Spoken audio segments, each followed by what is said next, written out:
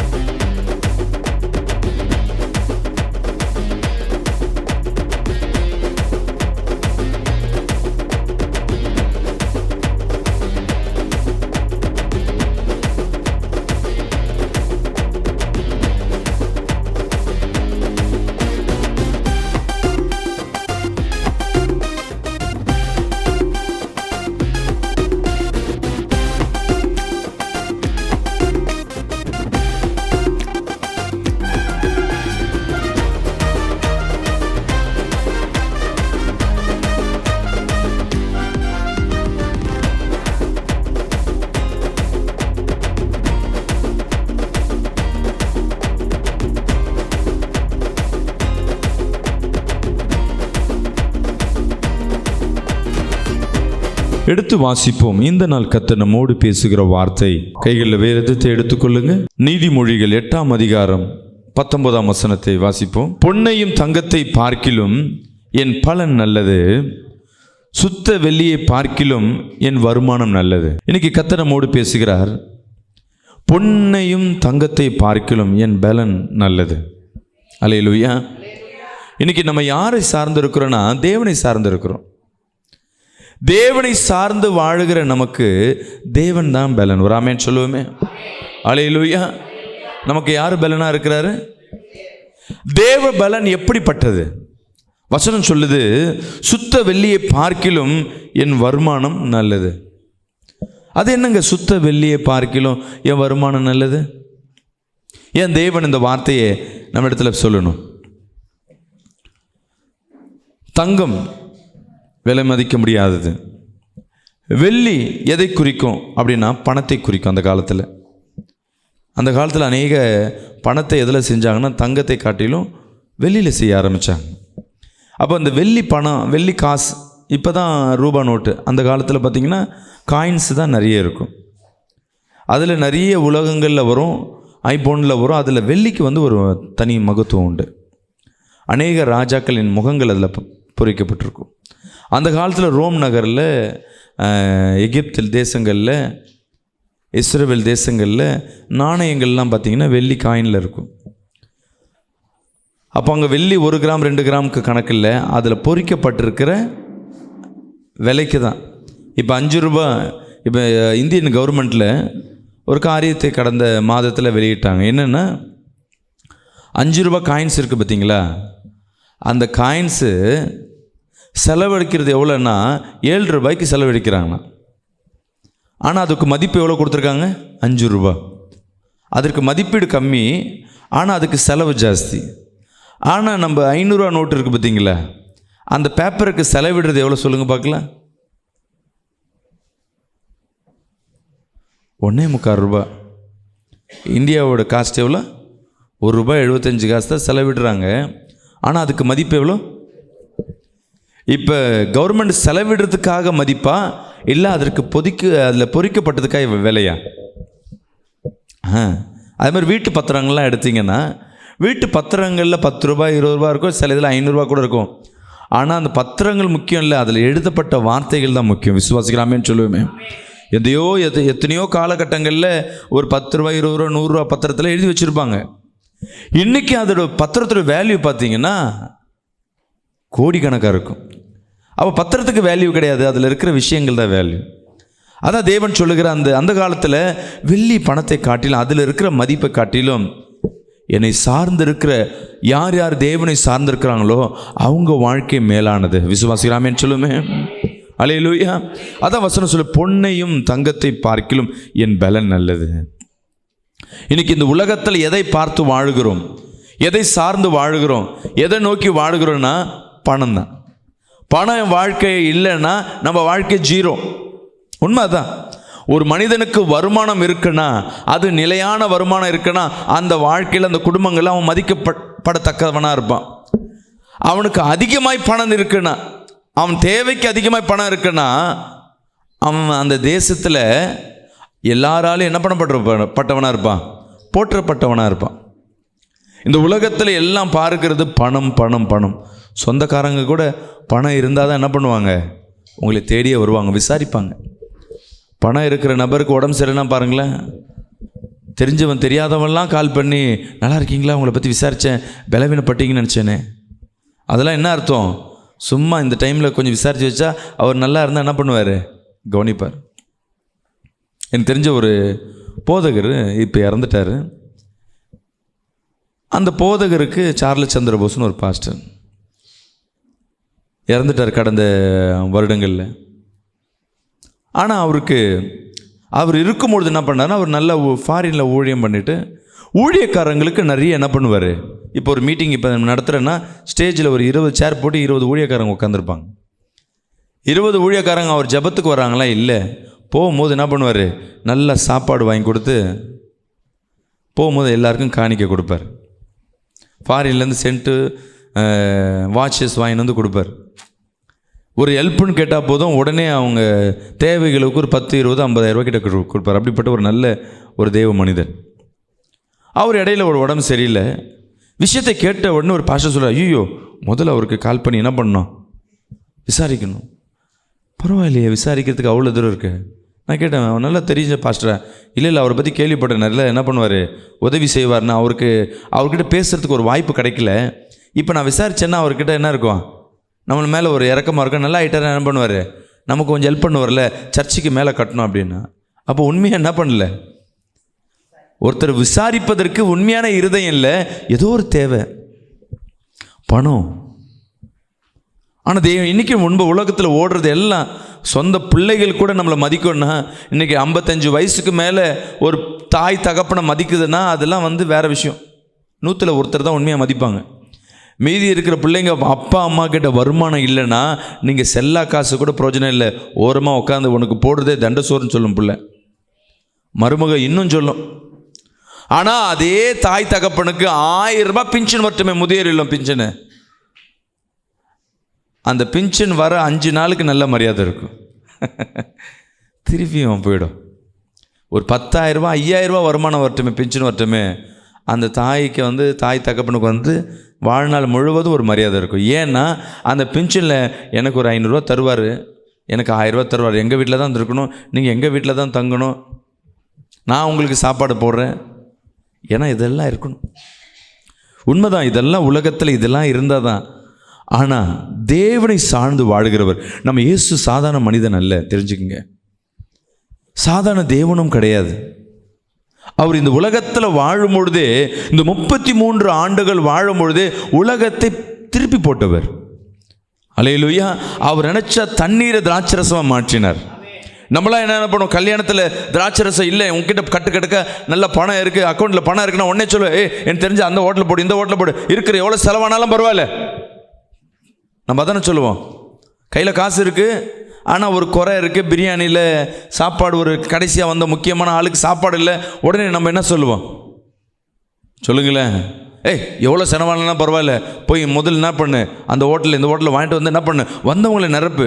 இது உன் பணத்தின் பலன். பணம் இருந்தால் அது பேசுவோம். பணம் இல்லைன்னா என்ன பண்ணுவோம்? இருக்கிறத தண்ணி கிண்ணி ஊற்றி என்ன பண்ண, சாப்பாடை கொஞ்சம் இன்க்ரீஸ் பண்ணலாமே. இல்லை முக்கியமான காசு இல்லைன்னா முதல் உங்களுக்கு அடுத்த முறை வரும்போது நான் உங்கள் வீட்டில் வந்து கவனிக்கிறேன். இறக்கமாக பேசும் பேச்சு. ஃபஸ்ட்டு பணம் இருந்தால் பேச்சு என்ன இருக்குன்னா ஆர்டரிங் வரும். போ இருக்குப்போ அந்த ஹோட்டலில் இந்த ஹோட்டலில் போய் எவ்வளோ ஆனாலும் சரி, அது கிலோ 300 இருந்தாலும் சரி, ஒரு பிளேட்டு 300 சரி, வாங்கிட்டு வந்து என்ன பண்ணு, வந்தவங்களுக்கு உபசரி. பணம் இருந்தால். பணம் இல்லைனா இருக்கிற தண்ணி அவன்கிட்ட போய் சமையல், ஒன்றும் எத்தனை பேருக்கு வரும், ஒன்றும் 10 பேருக்கு தான். அப்போ என்ன பண்ணுங்க, கொஞ்சம் கொஞ்சமாக போடுங்க, கம்மியாக போடுங்க. நம்ம வாய்ஸ் செட் டவுன் ஆகிடும். சுத்தமாக இல்லை அப்படின்னு ஆயிடுச்சுன்னா வந்தவங்ககிட்ட நம்ம கெஞ்சுவோம், தப்பாக எடுத்துக்காதீங்க, நாங்கள் நினச்சதோட கூட்டம் நிறைய வந்துடுச்சு, அடுத்த முறை உங்கள் வீட்டுக்கு வந்து நான் கவனிக்கிறேன், தப்பாக எடுத்துக்க. அவங்களும் என்ன சொல்லுவாங்க, சரி சரின்னுவாங்க. ஆனால் இயேசு அதே கல்யாணத்தில் தான் இருப்பார். காணா ஒரு கல்யாணத்தில் எல்லா வல்லமையும் மிக்கவர். அல்லேலூயா. விசுவாசிக்கலாமேன்னு சொல்லுவோமே. அவர் சொன்னால் காற்றும் கடலும் அடங்கும். விசுவாசிக்கலாமேன்னு சொல்லுவோமே. அவர் நினச்சிருக்கலாம், போயிட்டு போ அந்த ராஜா கிட்ட போய் கேளு, இவங்க வீட்டில் கேளு, ரசம் இருக்கும் எடுத்துகிட்டு வந்தா ஊற்று. தேவன் எதுவும் செய்து இல்லை. அவங்க அம்மாவுக்கு தெரியுது, மரியாளுக்கு, இவர் பொண்ணையும் பொருளையும் காட்டிலும் விசேஷமான பலன். அல்லேலூயா. இப்போ இந்த கல்யாணத்தில் அவர் இருக்கிறாரு. இந்த கல்யாணத்தில் எது பலன்? எவ்வளோ பெரிய வல்லமையான தேவ மனுஷன் இங்கே இருக்கிறாரு. இதை காட்டிலும் திராட்சரசம் இல்லைன்னு கவலைப்படாதீங்க, அவர் சொல்கிறது கேளுங்க. அல்லேலூயா. விசுவாசிக்கிறாமேன்னு சொல்லுவோமே. மரியாளுக்கு வந்து தேவனிடத்தில் ஆர்டர் போடல, தெரிஞ்சுக்குங்க. அவர் என்ன சொல்கிறாரு, ஏன்னா தேவ திட்டம் வேற. அவர் அநேக காரியம் இங்கேருந்து எடுத்துகிட்டு வர சொல்லியிருக்கலாம். இல்லை அவர் ஜெபம் பண்ணார்னா வெறும் கூட கூட என்ன பண்ணப்படும், நிரப்பப்படும். இல்லை, ஆனால் ஏன் தண்ணீரை திராட்சரசம்னா அங்கே தான் தேவன் இருக்குது. தேவ பலன் எங்கே இருக்கோ அங்கே குறைவுகள் எல்லாம் நிறைவாக மாறும். கரங்களை தட்டி ஒரு ஆமேன்னு சொல்லுவோமே. ஆமீன். அன்பு தேவ பிள்ளையே, இன்னைக்கு உங்கள் வாழ்க்கையில் குறைகளோடு இன்னைக்கு வந்திருக்கலாம். பலனற்ற சூழ்நிலையில் வந்திருக்கலாம். வருமானம் இல்லாமல் வந்திருக்கலாம். வாழ்க்கையில் ஆரோக்கியம் இல்லாமல் வந்திருக்கலாம். யார் துணையும் இல்லாதபடி வந்திருக்கலாம். நீங்கள் யாரையே சார்ந்து இருந்திருக்கலாம். சில சமயங்களில் வேலையை சார்ந்து உங்கள் வாழ்க்கை இருக்கும். திடீர்னு வேலை போயிடுச்சுன்னா வாழ்க்கை முடிஞ்சு போச்சு. சில நாட்களில் கணவனை நம்பி வாழ்ந்திருப்பீங்க, கணவன் திடீர்னு கைவிட்டிருப்பார். இல்லை உன் வருமானம், இல்லை உன் வீடு, ஏதாவது ஒரு காரியங்களை நீங்கள் சார்ந்து வாழும் பொழுது அது ஒரு நாள் இல்லைன்னு தெரிஞ்ச உடனே உங்கள் இருதயம் உடைய ஆரம்பிக்கும். அல்லேலூயா. விசுவாசிக்கலாமேன்னு சொல்லுவேன். ஒரு சகோதரி சொல்கிறாங்க, அவர் கணவர் இறந்துட்டாங்க. பாஸ்டர், எனக்கு விவரம் தெரிஞ்சு எங்கள் அப்பா அம்மா வீட்டில் நான் நல்லா இல்லை, ரொம்ப கஷ்டப்பட்டோம். எங்கள் வீட்டுக்கார் வந்து என்னை ஆசைப்பட்டு என்ன பண்ணார், எங்கள் சொந்தக்காரர் தான் எங்கள் வீட்டுக்கார், என்னை கல்யாணம் பண்ணி நான் எந்தெந்த கஷ்டப்பட்டனோ என்னை ஒரு வேலை செய்ய விட மாட்டார். நான் என்ன எதிர்பார்க்குறேன்னு தெரியல. எங்கள் அப்பா வீட்டில் இருந்த காட்டில் என் கணவன் வீட்டில் அவ்வளோ சந்தோஷமாக இருந்தேன். இன்றைக்கி என் கணவன் ஆக்சிடெண்ட்டில் இறந்துட்டார். என் வாழ்க்கையில் யார் பாஸ்டர்? இனி என் வாழ்க்கையில் ஒன்றும் இல்லை. என் பலனே என்ன ஆயிடுச்சு, போயிடுச்சு. என் பலனே ஒன்றும் இல்லாமல் போயிடுச்சு. அப்போ நான் அவர்கிட்ட சொன்னேன், அந்த சகோதரி என்ன வேணால் இழப்புகளுக்கு பதிலாக கொடுக்கலாம். ஆனால் ஒரு சகோதரிக்கு, அதாவது ஒரு பெண்ணுக்கு கணவன் இறந்துட்டாங்கன்னா, கணவன் இல்லாமல் போயிட்டாங்கன்னா, கணவன் இருந்தும் யூஸ் இல்லைன்னா அந்த வாழ்க்கை வந்து நரக வேதனை. சில குடும்பங்களில் வருமானமே, இன்றைக்கி பார்க்குறேன் நிறைய குடும்பங்களில் ஆண்கள் பண்ணுற தவறு, 90% ஆண்கள் வேலைக்கு போகிறதில்ல, குடும்பத்தில் வருமானமும் கொடுக்கறதில்ல, மனைவியை துன்பப்படுத்துறது, குடிக்கிறது. எனக்கு குடிங்க, எனக்கு நான் படித்த படிப்புக்கு எனக்கு வேலை கிடைக்கல, வீட்டில் சுமார் மனைவி நீ போயிட்டு வா வேலைக்கு, இன்றைக்கி நிறைய நடக்குது. அப்போ அந்த வீட்டில் அந்த கணவன் இருந்தோம் யூஸ் இல்லை. என் பலன் போயிடுச்சு, ஒரு சார்ந்து இருந்தேன் போயிடுச்சு. ஐயோ எங்கள் அண்ணன் தான் எனக்கு எல்லாம் உதவி, ஐயோ எனக்கு இந்த தலைவர் ரொம்ப யூஸ்ஃபுல்லாக இருந்தார், இன்றைக்கி மறிச்சிட்டாரு, இன்றைக்கி அந்த முதலாளி எனக்கு ரொம்ப உதவியாக இருந்தார், இன்றைக்கி அவர் இல்லையே, நான் என்ன பண்ணுறது? ஆமீன். அன்பு தேவ பிள்ளையே, இந்த உலகத்தில் இருக்கிற உன்னை பலன் நினச்சி கொண்டிருக்கிறது எதுவுமே நிரந்தரமற்றது. அல்லேலூயா. அது காலனில் போகிற ஒரு நாள் உன் கூட இருக்கும், ஒரு நாள் இல்லாமல் போகும். விசுவாசிக்கலாமேன்னு சொல்லுவேன். ஆனால் நேற்றும் இன்றும் என்றும் மாறாத தேவன் ஒருவரை விசுவாசிக்கிறாமே சொல்லுவோமே. தேவ பலன் உன்னோடு இருக்கும் பொழுது எது மாறினாலும் சரி, தேவன் உன் கூட இருக்கிறார்னா தண்ணீரை திராட்சரசமாய் மாற்ற முடியும். கரங்களை தட்டி ஒரு ஆமென் சொல்லுவோமே. அல்லேலூயா. யோசிச்சு பாருங்களேன், அந்த சூழ்நிலை மரியாளுக்கு தெரியுது. ஏசப்பா அவர் சொல்றதை கேளுங்க. இவர் என்ன சொல்ல போறான்னு கூட தெரியல, என்ன செய்வார்னு தெரியல. தண்ணீரை திராட்சரசம் மாத்திரம் தெரியாது, ஏதாவது பண்ணுவார். இன்னைக்கு நம்மளும் என்ன நடக்கும், என்ன பண்ண போறீங்கன்றது யோசிக்காதீங்க. உங்க வாழ்க்கையில் என்ன நடக்க போகுது, என்ன குறைவு இருக்கோ அந்த குறைவுகளை என் தேவன் மாற்றி போடுவார். ஆமென் சொல்லுவோமே. இன்னைக்கு நம்ம பலனற்று வந்திருக்கலாம், உங்க வருமானங்கள் எல்லாம் இழந்து போய் வந்திருக்கலாம், சரீரங்களில் பலனற்று போய் வந்திருக்கலாம், குடும்பங்களில் பலனற்று போய் வந்திருக்கலாம். அந்த சகோதரி இப்போ நான் காண்றேன், கணவனை இழந்து ஒரு 4 வருடங்கள் ஆயிடுச்சு. இப்போ சபையில் நல்ல ஐக்கியத்தோடு தேவனை சார்ந்து இரவானா 1 மணி நேரம் ஜெபம் பண்ணாமல் படுக்க மாட்டாங்க. கணவன் இழந்து இப்போ ஒரு 2 குழந்தைங்க. இன்றைக்கி அவங்க ஒரு வேலை செய்கிறாங்க. ஒரு வீட்டுக்கு போய் வேலை செய்ய ஆரம்பித்தவங்க, அந்த வீட்டு வேலை அந்த சமையலாக்க போனவங்க பாருங்கள், கணவன் இருக்கிற வரையும் வெளியே அனுப்பலை. கணவன் இழந்த உடனே பலன் போயிடுச்சு, இன்னொரு வீட்டுக்கு போய் என்ன பண்ணுறாங்க, இந்த தன் வீட்டில் ராணியாக இருந்தவங்க இன்னொரு வீட்டில் சர்வெண்ட்டாக போய் வேலை செய்ய ஆரம்பித்தாங்க. தேவனுடைய பலத்துக்காய் காத்திருக்கும் பொழுது அந்த வீட்டில் அந்த முதலாளி கண்களில் தயவு கிடச்சிது. இந்த பிள்ளை நல்லா படிச்சிருக்கே, நீ ஏம்மா சமையலாக்க வர? இல்லை, என் கணவன் இருந்துட்டான். சரி, வெயிட் பண்ணணும். அவங்க ஒரு ஆஃபீஸ்க்கு ஓப்பன் பண்ணுறாங்க. அந்த ஆஃபீஸுக்கு இந்த பிள்ளை வீட்டில் வந்து வேலை செய்கிற ஒரு நம்பிக்கை நிமித்தமாக அந்த பிள்ளையை அந்த ஆஃபீஸில் எடுத்துன்னு போயிட்டு ஒரு போஸ்டிங் கொடுத்து ஒரு வேலைக்கு கொடுக்குறாங்க. அந்த வேலை செய்கிறத பார்த்த உடனே அந்த முதலாளி வருமானம் வந்து இன்னொரு பிஸ்னஸ் ஆரம்பிக்கிறார். அப்போ அந்த பிஸ்னஸை ஆரம்பிச்சுட்டு அவர் என்ன பண்ணுறாரு, அதில் முக்கியத்துவத்தை கொடுக்கும் பொழுது இதை பார்த்து கொள்வதற்கு, இதை மேனேஜ்மெண்ட் பண்ணுவதற்கு முழு பொறுப்பையும் அந்த சகோதரி கைகளில் கொடுக்க ஆரம்பிக்கிறது. அல்லேலூயா. அந்த வீட்டுக்கு 7,000 ரூபாய் சம்பளம் போன அந்த சகோதரி இப்போ அந்த கம்பெனியில் 70,000 ரூபாய் சம்பளம் வாங்கிட்டு அதிகாரியாக உட்காந்து கொண்டிருக்காங்க. அல்லேலூயா. விசுவாசிக்கிற ஆமென் சொல்லுவோமே. உன் கைகளில் 7,000, 6,000, 1,000 ரூபாய் தான் இருக்குன்னு நினைக்காத. என் தேவனால் அதை 10 மடங்கு இன்க்ரீஸ் பண்ண முடியும். நினச்சா 100 மடங்கு கூட இன்க்ரீஸ் பண்ண முடியும். யோபின் வாழ்க்கையில் ரெட்டிப்பான ஆசீர்வாதம். நீ யோபின் வாழ்க்கையை பார்க்காத, உங்கள் வாழ்க்கையில் கர்த்தர் என்ன செய்ய போகிறார்? கர்த்தர் தான் எனக்கு பலன். சொல்லுங்களேன். நீதிமொழிகள் 8ஆம் அதிகாரம் 18ஆம் வசனம் சொல்லுகிறது. படிப்போமா? ஐஸ்வர்யமும் கனமும் நிலையான பொருளும் நீதியும் என்னிடத்தில் உண்டு. கர்த்தர் சொல்லுகிறார், என்னை சார்ந்து நான் தான் பலன் எனக்கு கூட வரும்பொழுது என்கிட்ட என்னென்ன இருக்குன்னு அவர் சொல்லுகிறார். ஐஸ்வர்யமும் கனமும் நிலையான பொருளும் நீதியும் என்னிடத்தில் உண்டு. ஒரு மனுஷன்கிட்ட பணம் இருக்குங்க, அந்த மனுஷன்கிட்ட நீதி எதிர்பார்க்க முடியுமா? நீதியாக செய்வார்னு நினைக்கிறீங்களா? இன்றைக்கி கோடீஸ்வரனாக இருக்கலாங்க.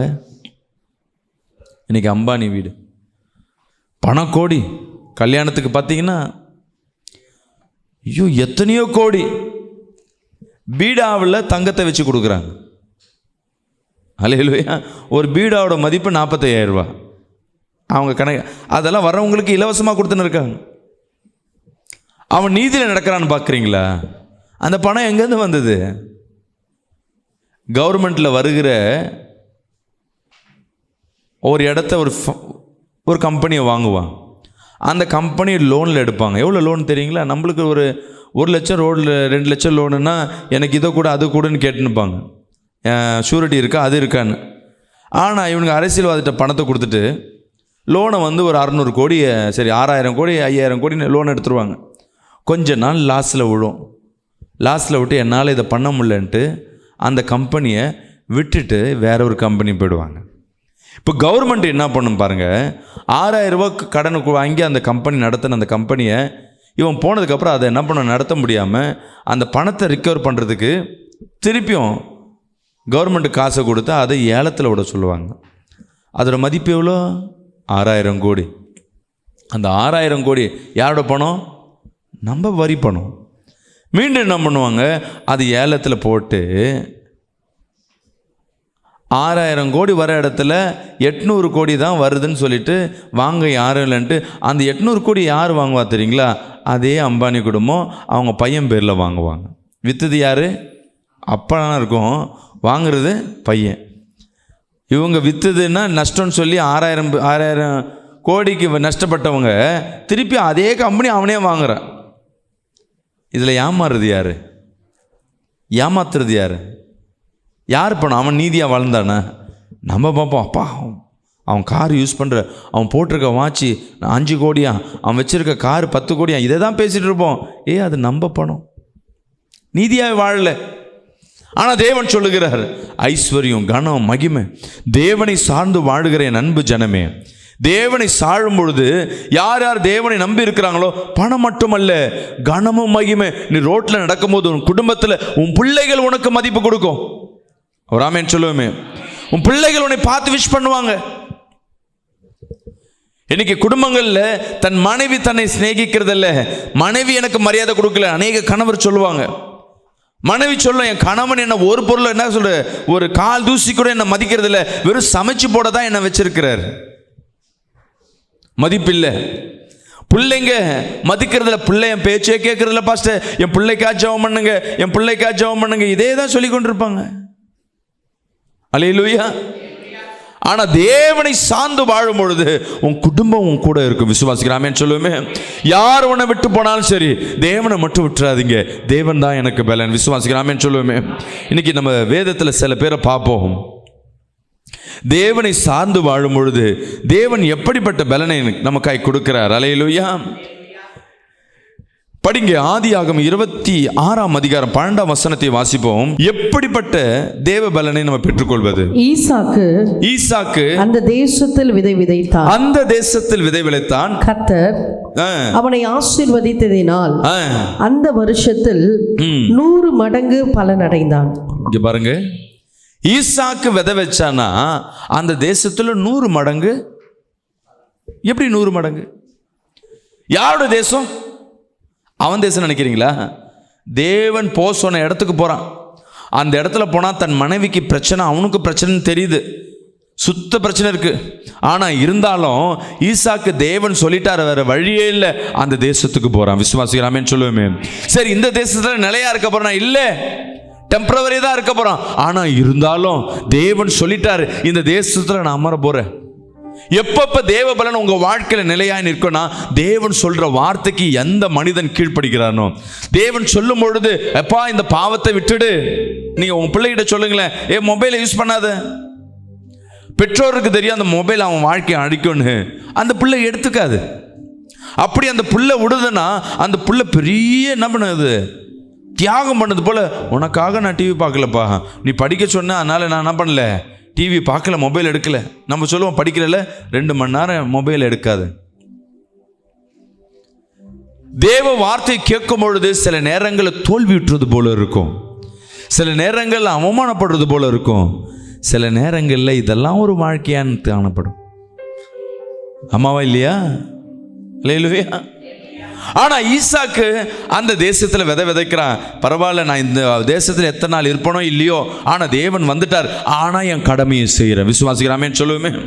சில நேரங்களில் வாடகை வீட்டில் இருப்பீங்க, வீட்டில் பெயிண்ட் கூட அடிக்க மாட்டோம். நான் கேட்டா, நான் கொஞ்ச நாள்ல என் சொந்த வீட்டை வாங்கிடுவேன், எதுக்கு இந்த வீட்டில் வாடகை? ஏன்பா இந்த வீடை கொஞ்சம் நிறைய சர்ச்சுக்கு நான் பார்ப்பேன், பாஸ்டர் அந்த வாடகை இடம் தான் இருக்கும், அது சுத்தமாக வச்சுருக்க மாட்டாங்க. அந்த இடத்துல ஒரு மேட்ரு இருக்கு, வாடகை இடம் பாஸ்டர், நான் எதுக்கு இந்த இடத்துல இருக்கேன், வேஸ்ட்டாக என் காசை இங்கே வேஸ்ட்டை பண்ணணும், சொந்த இடம் வாங்க போகிறோம் பாஸ்டர். இப்படியே சொல்லிக்கிட்டு 20-30 வருஷம் அதே இடத்துல இருப்பாங்க. அந்த இடம் குப்பை மாதிரி தான் இருக்கும். சில ஆலயங்கள் சொல்கிறேன், எந்த இடமும் சரி, வாடகை வீடோ நம்ம ஆஃபீஸோ, இன்னும் கொஞ்ச நாள் தான் இந்த கம்பெனியில் இருப்பேன், கொஞ்ச நாள் தான் இந்த பிஸ்னஸ் பண்ணுவேன், இன்னும் கொஞ்ச நாளுக்கு அப்புறம் வேறு இடத்துக்கு போ. ஆனால் இருக்கிற வரையும் தேவன் ஒரு இடத்துல உன்னை அமர சொல்லுகிறாருன்னா, அந்த இடத்துக்கு தேவ வார்த்தையை கீழ்பட்டு அங்கே நீ பிரயோஜனமாக இருப்பேன்னா, அந்த இடத்துல 100 மடங்கு பலனை நீ அனுபவிப்ப. விசுவாசிக்கிறாமேன்னு சொல்லுவேமே. நான் சொல்கிறது என்னன்னு புரியும் நினைக்கிறேன். கொஞ்ச நாள் தாங்க கஷ்டம். இந்த கவரி நகை, எல்லா நகையும் வீட்டில் வச்சாச்சு, இருக்கிறது கொஞ்ச நேரம், கையில் பணமே இல்லை. இப்போ போய் நான் ட்ரெஸ், சில சகோதரி பார்த்தீங்கன்னா வருமானமே இல்லை வேலையும் இல்லைன்னா ஒரு நல்ல ட்ரெஸ்ஸே போட மாட்டாங்க, எப்படி கிழிஞ்சதை போட்டுனே இருப்பாங்க. எங்கேயா ஃபங்க்ஷனுக்கு போக வாய்ப்பே இல்லை. எங்கே நல்லா இருக்குது, நான் என்ன பண்ணுறது, என்ன ஷேவ் பண்ணி, என்ன டை அடித்து, என்ன மேக்கப் பண்ணி, இல்லை சூழ்நிலை மாற்ற நான் அப்போ பண்ணுறேன், சூழ்நிலை மாறட்ட நான் அப்போ பண்ணுறேன். இல்லை, நல்ல நாளுக்காய் நீ காத்திருக்கிறத காட்டிலும் கர்த்தர் அனுமதிச்சிருக்கிற இந்த நாளை நீ தேவ நாள் என்று பிரயோஜனப்படும் பொழுது அந்த நாட்களில் கர்த்தர் நீ விதைக்கிறதெல்லாம் 100 மடங்கு பலன் கொடுப்பார். விசுவாசிக்கிறாமே சொல்லுவேன். 100 மடங்கு பலன் கொடுக்கிறது யாருக்காக? இன்னைக்கு வேதத்தில் சொல்லப்பட்டிருக்கு. யோபு ரெட்டிப்பான ஆசீர்வாதம் எல்லாத்தையும் ரெட்டிமாப்படுதான். ஆனால் ஈசாக்கு 100 மடங்கு ஆசீர்வாதத்தை குறித்து நம்ம அதிகமாக பேசுறது இல்லை. ஏன்னா அதெல்லாம் வாய்க்காது. ரெட்டிப்பான ஆசீர்வாதம் வேணா பட முடியும். ஏன் யோபு வாழ்க்கையில் ரெட்டிப்பான ஆசீர்வாதம் கொடுத்தார் சொல்லுங்க பார்க்கலாம். எல்லாமே ரெட்டிப்பு. அவன் இடத்துல 100 மடங்கு ஆசீர்வாதம் கொடுத்துருந்தா அவனுக்கு எவ்வளோ பிள்ளைங்களா வந்திருக்கும்? 5 பிள்ளைங்க இருந்த பிள்ளை இடத்துல 100 மடங்குன்னா எவ்வளோமா? 500 பிள்ளை. யோசிச்சு பாருங்க, அவன் வாழ்க்கையில் நிம்மதியாக இருந்திருப்பான்னு நினைக்கிறீங்க? தேவனுக்கு தெரியும் எந்தெந்த இடத்துல அவன் ஆசீர்வதிக்கப்படணும்னு. அவன் பெற்ற பலவீனத்துக்கு ரெட்டிப்பான ஆசீர்வாதம். ஆனால் நீங்கள் அதற்கும் மேலே ஒரு படி பலவீனத்தோடு இருக்கீங்க, அதற்கும் படி ஒரு படி மேலே பலவீனத்தோடு சோர்ந்து போயிருக்கீங்க. தேவனை சார்ந்து இருக்கும் பொழுது இங்கே ஈசாக்கு தேவன் சொன்ன இடத்துல வந்து சரணடைகிறான். தன் மனைவிக்கு பிரச்சனை இருந்தாலும் சரி, அது யாரோட தேசமா, அது அவன் தேசமும் கிடையாது, யாரோ தேசமா இருந்தாலும் சரி, நான் இருக்கிற இடம் தேவன் சொல்லுகிற இடம். ஹல்லேலூயா. இந்த இடத்துல நான் சும்மா இருக்க மாட்டேன், இந்த இடத்துல நான் விதைப்பேன். ஹல்லேலூயா. விசுவாசிக்கலாமேன்னு சொல்லுவோமே. இன்னும் கொஞ்ச நாள் தாங்க, அப்புறம் நான் போயிடுவேன். அதுவரை எதுக்கு?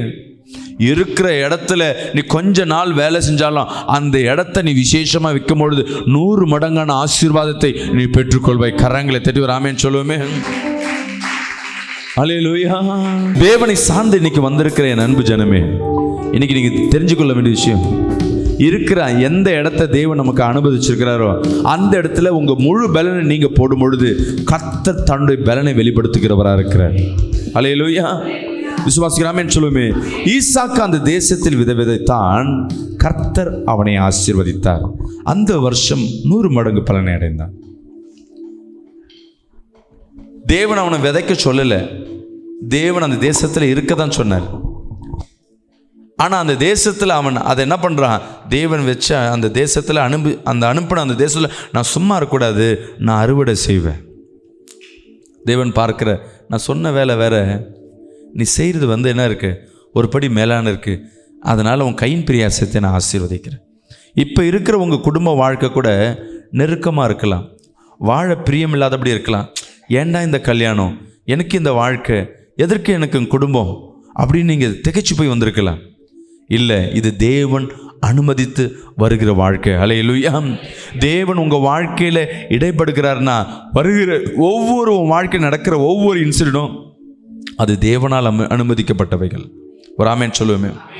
ஏன் இந்த நெருக்கம்? பரவாயில்ல, இந்த நெருக்கத்தின் மத்தியில் ஐயோ எல்லாம் போயிடுச்சேன்னு சொல்லி உட்காராம இதில் நான் என்ன செய்ய போகிறேன்?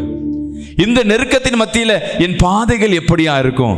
இந்த நெருக்கத்தின் சூழ்நிலையில் என் வாழ்க்கை எப்படியா இருக்கும்? இதை நோக்கி உங்கள் வாழ்க்கை இருக்கும் என்றால் உங்கள் வாழ்க்கை பிரகாசம் அடையும். கரங்களை தட்டி ஒரு ஆமென் சொல்லுவோமே. போனது 1000 நிறைய நேரங்களில் நம்ம பேசி கொண்டிருக்கிறதுனா முடிஞ்சவர்களே பேசிட்டு இருப்பேன். நான் அப்படி இருந்தேன், அந்த காலத்தில் இப்படி இருந்தேன். நீ எப்படி வேணா இருந்துக்கோ, இப்போ உன் வாழ்க்கையில கொடுக்கப்பட்ட காரியத்தில் நான் என்ன செய்கிறேன்? எப்பொழுதும் தெரிஞ்சுக்க, உங்கள் ஜபமோ உங்கள் வாழ்க்கையோ, இன்னைக்கு நீங்கள் நடக்கிற வாழ்க்கை ஒரு விதை. இன்னைக்கு ஜபிக்கிற ஜபம் ஒரு விதை, இன்னைக்கு செய்கிற பாவம் ஒரு விதை, இன்னைக்கு செய்கிற ஒரு குற்றம் ஒரு விதை. விதைனா என்ன பண்ணும்? முளைக்கும். விசுவாசிக்கிறாமேன்னு சொல்லுவோமே. எப்படி செய்கிற பாவத்திற்கு ஒரு நாள் தண்டனையோ ஒரு நாள் பிரச்சனை வரும் உண்மைனா, இன்னைக்கு பண்ற ஜபம், இன்னைக்கு பண்ற கண்ணீர் வடிப்பு, இன்னைக்கு படுகிற சோகம், அதற்கு ஒரு பலன் உண்டு. விசுவாசிக்கிறாமேன்னு சொல்லுவோமே. அல்லேலூயா சொல்லுவோமே. சொல்லுங்களேன், என் வாழ்க்கையில் இன்னைக்கு படுறது ஒரு விதை. எவ்வளோ துக்கத்தின் மத்தியிலும், எவ்வளோ இயற்கை சீற்றங்கள், எவ்வளோ சூழ்நிலை மத்தியிலும் இந்த இடத்துக்கு தேடி வந்து தேவ சமூகத்துக்கு வந்து உட்காந்துருக்கீங்களே, இன்றைக்கி ஒரு விதையை விதைச்சாச்சு. அதன் பலன் கம்மியாக இருந்தால் உடனே அறுப்பீங்க, கம்மி பலனாக இருந்தால் உடனே இம்பேக்ட் கிடைக்கும். தேவன் அந்த விதைக்கு பெரிய மரமாக இருக்கணும்னா கொஞ்ச நாள் காத்திருக்கணும். ஏன்னா அந்த விதை பூமிக்குள்ளே முதலாவது உள்ளே போகணும், உள்ளே போய் நல்லா வேர் பிடிக்கணும். ரொம்ப நாளுக்கு அப்புறம் தான் மேலே கொஞ்சோண்டு தெரியும். அதுக்கப்புறம் அது செடி கொடி மரமாய் மாறி அது பூ பூத்து காய் காய்ச்சி அப்புறமேட்டு தான் பழமாய் மாறும். காத்திருக்கணும். உங்கள் வாழ்க்கையில் எவ்வளோ நாள் காத்திருக்கீங்களோ அந்த காத்திருது வேதத்தில் பார்த்தீங்கன்னா யார் யாரெல்லாம் ரொம்ப நாட்கள் ரொம்ப வருடங்கள் தேவனிடத்தில் காத்திருந்தார்களோ அவர்கள் எல்லாம் விசேஷமான ஆசீர்வாதத்தை பெறுவார்கள். அல்லேலூயா. விசுவாசிக்கிறாமேன்னு சொல்லுவோமே. அல்லேலூயா. எடுத்து வாசிப்போம். ரூத் 2ஆம் அதிகாரம் 12ஆம் வசனத்தை வாசிப்போம். உன் செய்கைக்கு தக்க பலனை, உன் செய்கைக்கு தக்க பலனை கர்த்தர் உனக்கு கட்டளையிடுவாராக. கர்த்தர் உனக்கு கட்டளையிடுவாராக. இஸ்ரவேலின் தேவனாகிய கர்த்தருடைய, இஸ்ரவேலின் தேவனாகிய கர்த்தருடைய செட்டைகளின் கீழ் அடைக்கலமாய், செட்டைகளின் கீழ் அடைக்கலமாய் வந்த உனக்கு அவராலே நிறைவான பலன் கிடைப்பதாக. ஹல்லேலூயா. ரூத்னா எல்லாருக்கும் தெரியும். ரூத்துக்கு பிரச்சனை என்ன? கணவன் உயிரோட இருந்தாரா இல்லையா? சொல்லுங்களேன். ஏன் இறந்து போனாரு? இப்ப ரூத்துக்கு பலன் எங்கேருந்து வருது? கர்த்தரால. ஆனா அந்த பிள்ளை கீழ்ப்படிஞ்சது என்னன்னா தேவ வார்த்தைக்கு கீழ்ப்பட்டு தன் மாமியாரே நீ வேணாமா போன்னு சொன்னாலும் நான் போக மாட்டேன், என் ஜீவ நாட்கள் முழுவதும். இன்னைக்கு ஒவ்வொரு குடும்பத்திலையும் பார்த்தீங்கன்னா மாமியார் குடும்பத்தை என்ன பண்ணுறது? விரோதமாய் மாற்றுறது. மாமியார் குடும்பத்தை அநேகர் குறை சொல்லுவாங்க, உண்மைதான், அவங்க தவறே கூட செய்யட்டும். ஆனால் யார் எனக்கு கொடுக்கப்பட்ட வாழ்க்கை, இந்த வாழ்க்கை இது தேவன் எனக்கு அனுமதிச்சிருக்கிறார். இந்த இடத்துல என் தாய் போல யாரும் இல்லாமல் இருக்கலாம், என் தகப்பன் போல யாரும் இல்லாமல் இருக்கலாம், என்னை நேசிக்கிற தோழன் போல இந்த உலகத்தில் யாரும் இல்லாமல் இருக்கலாம், நரக வாழ்க்கையா இருக்கலாம். ஆனால் எனக்கு கொடுக்கப்பட்ட வாழ்க்கை இந்த வீடு தான். அல்லேலூயா. இன்னைக்கு நிறைய கிறிஸ்துவர்கள் வாழ்க்கையில் விவாகரத்து. காரணம், இந்த வீடு எனக்கு சரியில்லை, என் மாமியார் சரியில்லை, என் மருமக சரியில்லை, என் நாத்தனார் சரியில்லை, என் மூத்தாரு சரியில்லை, எல்லாரும் சரியில்லை. ஆனால் யார் மட்டும் கரெக்டாக இருக்கா? அவங்க மட்டும், நான் மட்டும் கரெக்டு, நான் மட்டும் பர்ஃபெக்ட். இன்னைக்கு வாழ்க்கையாக தான் இருக்கிற இடம். யார் எவ்வளோ நெருக்கப்பட்டாலும் சரி, கர்த்தர் இந்த குடும்பத்துக்கு அனுப்பிச்சிருக்கிறார். அல்லேலூயா. கர்த்தர் என்னோட அனுப்பிச்சிருக்கிறார். நெருக்கம் வருதா? அந்த நெருக்கத்தில் பாருங்க, மாமியார் சார்ந்து வாழும்போது யாரு பலனா இருந்திருப்பார்? ரூத்துக்கு கணவன் தான். கணவனே இறந்த பிறகு பலன் யாருமே இல்லை. மாமியார் சார்ந்து வராங்க. மாமியார் நான் சொல்றேன், நான் உன் கூட வரேன், நீ வரம்மா, நீ உன் வழியை பார்த்துக்கோ, என் வழியில் பாரு. மாமியார வேணான்றாங்க. வேணான்னு சொல்றவங்கள போய் என்ன பண்றாங்க? இப்ப இவங்களுக்கு பலன் யாரும் இல்லை, மாமியாருக்கு தான் இவங்க பலன். ஒரு ஆமேன்னு சொல்லுவேன். நிறைய நேரம் நம்ம என்ன பண்ணுவோம்? எனக்கு யாரும் துணை இல்லைங்க, இதை தான் நம்ம பேசிக்கொண்டே இருப்போம். எனக்கு யாரும் உதவலை, எனக்கு யாரும் உதவி பண்ணல, நான் கஷ்டப்படும் எனக்கு யாரும் வரல, இதே தான் சொல்லுவோம். தவிர நம்ம யாருக்கா உதவணுமா? நம்ம யாருக்காவது பலனாக இருக்கிறோமா? நான் இவங்களுக்கு துணையாக இருக்கிறேன், நான் இவங்களை பாதுகாக்கிறேன், நான் இவங்களுக்கு துணையாக இருக்கிறேன். உங்களுக்குள்ள அந்த எண்ணம் இருக்குன்னா நீ கிறிஸ்துவனால் ஆசீர்வதிக்கப்பட்டவன். அல்லேலூயா. ஆனால் நம்ம என்னன்னா, எனக்கு ஒன்றும் நடக்க மாட்டுதுங்க, எனக்கு ஒரு உதவி யாரும் செய்யலை, யாரும் உனக்கு காசு கொடுத்து உதவலைன்னு சொல்லுவோம். ஆனால் உன்கிட்ட காசு இருக்கும்போது யாருக்கா கொடுத்து உதவுமா? இருக்க மாட்டோம். நீ வியாதியில் இருக்கும்போது யாரையும் பார்த்துருக்க மாட்டான், உன்னை யாரையும் பார்க்க வரமாட்டாங்க. என்ன யாரும் ஒரு வாட்டி விசாரிக்கலையே, நான் ஹாஸ்பிட்டலில் படுத்திருந்தேன், என்ன யாரும் விசாரிச்சாங்க? இல்லை. அதான் வசனம் சொல்லுது, எதை விதைக்கிறாயோ. ஆனால் குறை சொல்லுவேன், என்ன யாரும் கவனிக்கலையே. இப்போ மாமியார் வீட்டில் மாமியாரை கவனிக்காத, இவங்களை யாரை கவனிக்கலன்னு பார்த்தா இப்போ சூழ்நிலைன்னா மாமியாரை கவனிக்க இந்த பிள்ளை போகுது. எனக்கு யாரும் இல்லைன்னா கூட பரவாயில்லை, அட்லீஸ்ட் நான் யாருக்காவது பிரயோஜனமாக இருக்கிறேன். அந்த ரூத் எடுத்த முடிவு. அல்லேலூயா. அங்கே அந்த போவாசை சந்திக்க, அல்லேலூயா, அவங்க கண்களில் கிருபை கிடைக்க அங்கே ஒரு வேலை செய்ய போகிற. இப்போ அந்த அதே தேசத்தில் அந்த ரூத்து பிறந்திருந்தா கூட பாருங்க, அந்த போவாசு கண்கள் என்ன கிடைச்சிருக்காது? ரெண்டு பேரும் இணைச்சிருக்க வாய்ப்புகள் கிடையாது. தேவன் ஒரு வாழ்க்கையை உயர்த்தணும்னா அந்த சூழ்நிலையை உருவாக்குறது அவராக தான் இருக்கணும். அல்லேலூயா. விசுவாசிக்கிறாமேன்னு சொல்லுவோமே. நமக்கு அசலில் பொண்ணு எடுத்திருப்பீங்கன்னு வச்சுக்கிங்களேன், கவனிச்சு பாருங்க. உன் சொந்தத்தில் பொண்ணு இருக்கும், ஆனால் அசலில் தான் போய் என்ன பண்ணுவான்? சொந்தம் வேணாங்க, வெளியேந்து ஒரு பொண்ணு எடுப்போங்க. வெளியேந்து ஏன்? கர்த்தர் உனக்கு கிருபை அங்கே தான் வச்சிருக்கிற. நம்மளுக்கு கூடயே இருந்தால் அதோட வேல்யூ தெரியாது. போவாசு அதே ஊர்ல ரூத் இருந்தா கூட தேவன் நினைச்சாதான் 2 பேரும் இணைக்கணும்னு நினைச்சாதான் போவாசு கண்களில் இறக்கம் கிடைக்கணும். யார் டிசைட் பண்ணும்?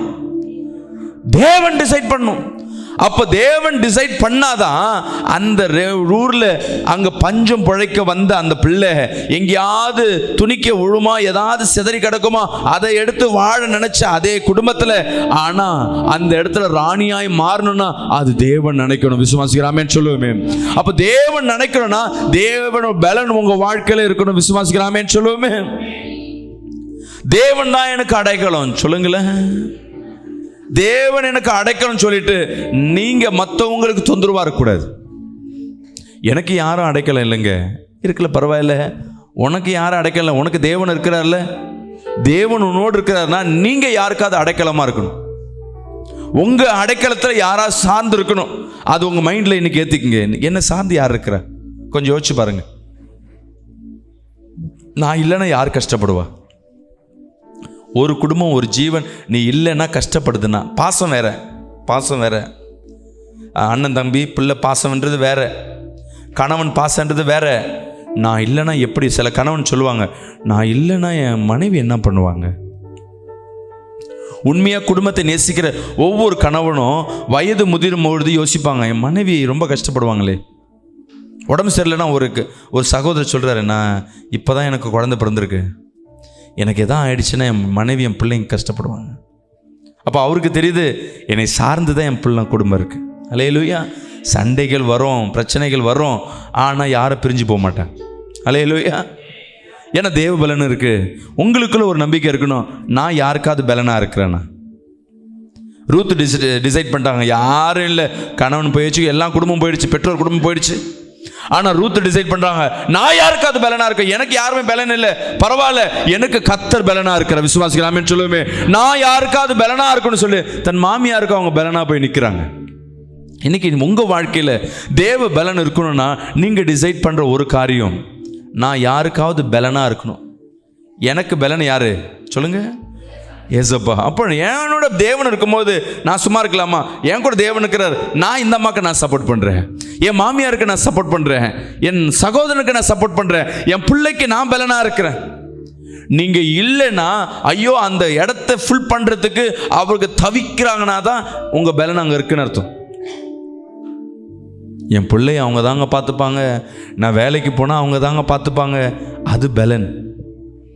அந்த இடத்துல ஒரு வீட்டில் ஒரு பாட்டியோ இல்லை மாமனாரோ மாமியார் இருக்கிறாங்கன்னா, நான் வெளியே போயிட்டேன்னா என்னை பார்த்துக்கிறதுக்கு அங்கே இருக்கிறாங்கன்றாங்க. பார்த்தீங்களா?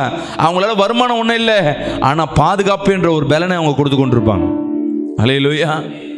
மாசமான கையில் யாரும் கூட வரமாட்டாங்க, அவங்க மட்டும் ஒரு 500 ரூபா கொடுப்பாங்க. நீ கொடுக்குற ஒரு 500 100 அவர்களுக்கு பலனாக இருக்கும். நீ ஒரு நாள் கொடுக்கலன்னா அவங்களுக்கு அந்த வருமானம் எப்படி இருக்கும்? ரொம்ப கஷ்டமாக இருக்கும். அல்லேலூயா.